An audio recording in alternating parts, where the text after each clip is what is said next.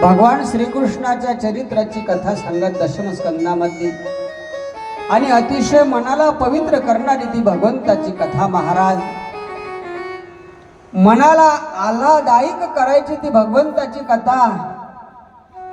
आणि रात्री ब्राह्मण मंडळीची झोपत्या संत मंडळीची झोपण्याची व्यवस्था मी करायचो।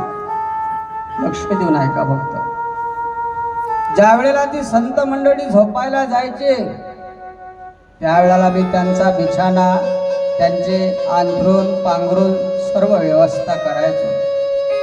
त्यांना पाणी नेऊन द्यायचो, कोणाला काय वस्तू लागेल ती मी नेऊन द्यायचो। आणि सकाळी पहाटे ती संत मंडळी उठायच्या आधी मी उठायचो। ते संत जर 4 वाजता उठत असतील तर मी 3 वाजता उठत असो महाराज। त्यांच्या आधी माझी दिनचर्या आंघोळ वगैरे करून मी त्यांच्या सेवेमध्ये हजर व्हायचो। त्या सर्व साधू संतांना आंघोळीला पाणी, आंघोळ झाल्यानंतर त्या सर्वांना पूजेचं साहित्य, फुलं, धूप, दीप, अगरबत्ती सर्व साहित्य मी त्या संत मंडळीला द्यायचो। आणि त्यांची पूजा आटोपल्यानंतर त्यांना अल्पोहार, अशा प्रकारे माझी दिनचर्या चालायची। आणि दुपारी 12 वाजता पुन्हा मी त्या संत मंडळीला भोजन माझ्या हाताने वाढत असे।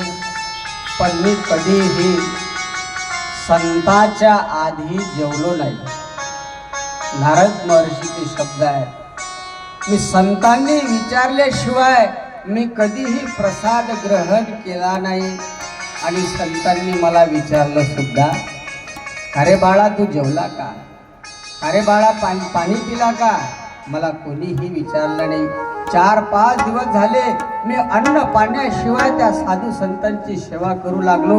आणि शेवटी एका साधूला माझी दया आली, त्याने मला विचारलं, अरे बाळा, अरे तू एवढा तुझी तब्येत बरी नाही का, तुला बरं नाही वाटत का बाळा, काय झालं तुला, तू जेवला का? माझी मानेने उत्तर दिले, पण मी मुखाने हो नाही म्हटलं नाही, मानेने म्हटलं नाही बाळा तू जेवला नाही? नाही। किती दिवस झाले? महाराज 4-5 दिवस झाले मी अजून माझ्या पोटात अन्न नाही, पाणी नाही। का बाळा, का जेवला नाहीस? महाराज मला कोणीही जेव सुद्धा म्हटलं नाही, मी कसा जेवणार?